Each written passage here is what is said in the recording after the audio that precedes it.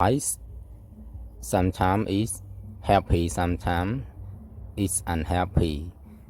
It looks like the vehicle well when it up it is so light and it means happy. When it down it's so heavy. So the light of person can be happy and unhappy as well. Sometimes they get what they want, their life so happy, meaningful and interesting. But when something happen that make them the problem, they cannot face them or not their desire, so the light look like the bottom of the well.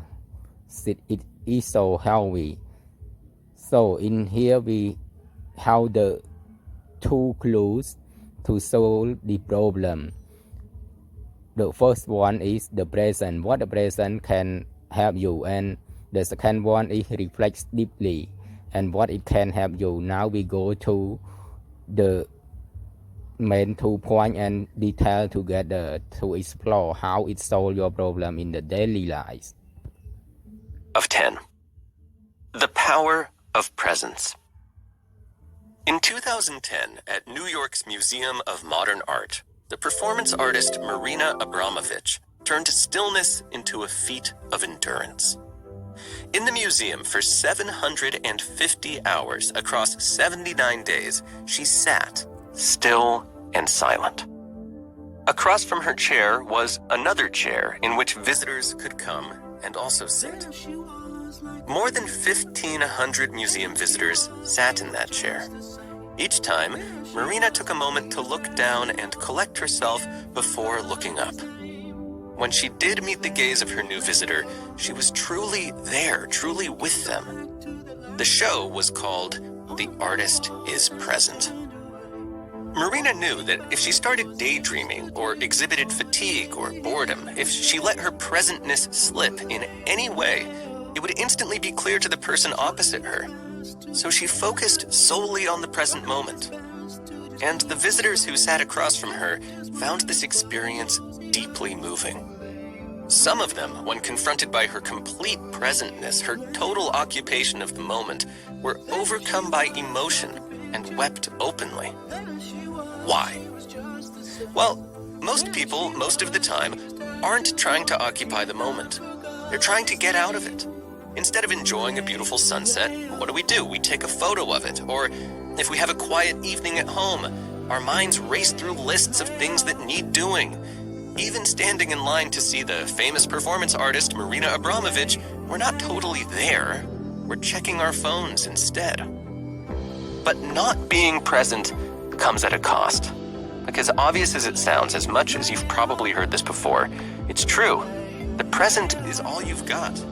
If you're not here, now, really in this moment, then you're letting life slip past you, unnoticed.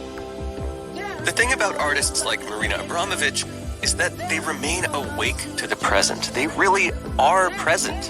While we go through our lives, distracting ourselves with hopes and fears and fantasies and worries, artists are truly here, which means they truly see what's going on around them.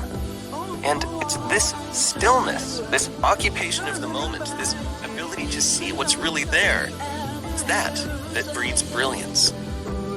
But being truly present isn't just something that benefits artists.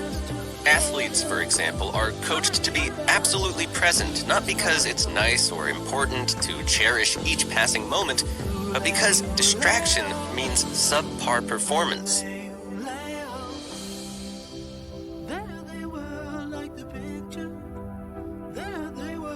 To be at the top of your game, you have to be there. You have to be completely in it. The same goes for life.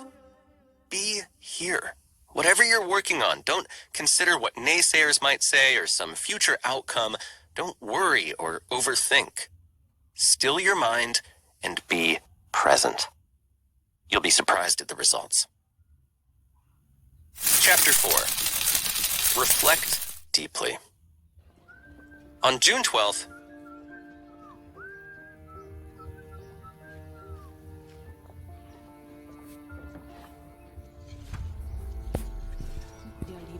'42, Anne Frank wrote in her diary for the very first time.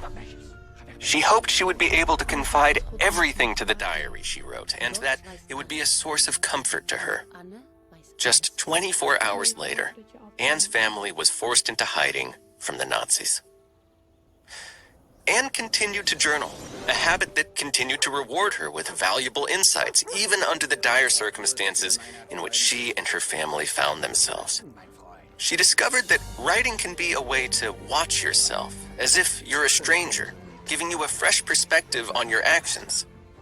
How noble everyone would be, she once wrote, if, at the end of the day, they reviewed their behavior.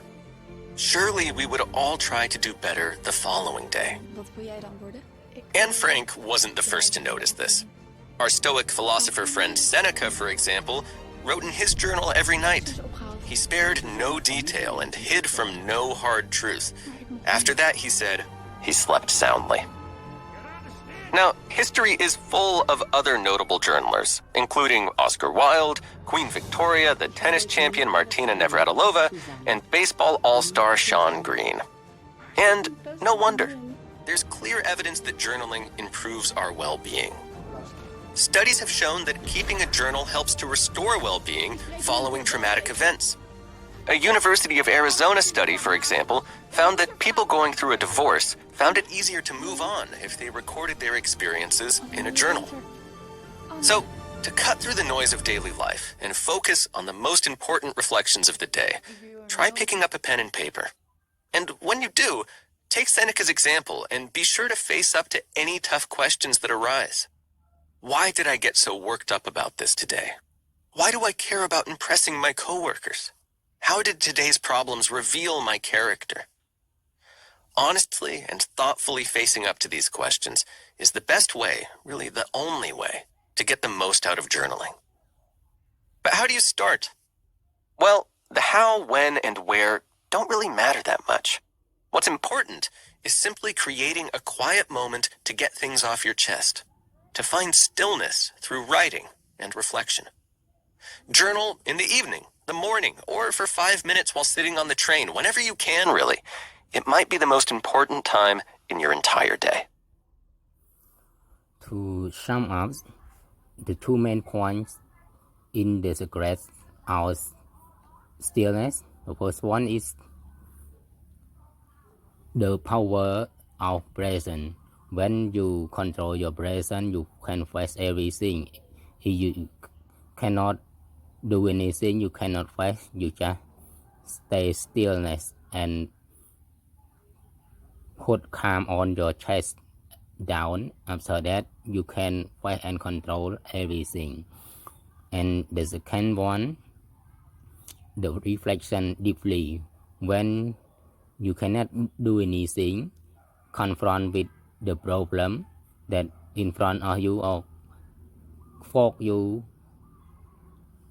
to do nothing. So you can control yourself from inner to outside by you wrote your daily journal about your life and you check up it every day to improve your behavior. So if you like this video, don't forget open the bell and subscription to get the next new video. Thank you for watching and hope you enjoy it.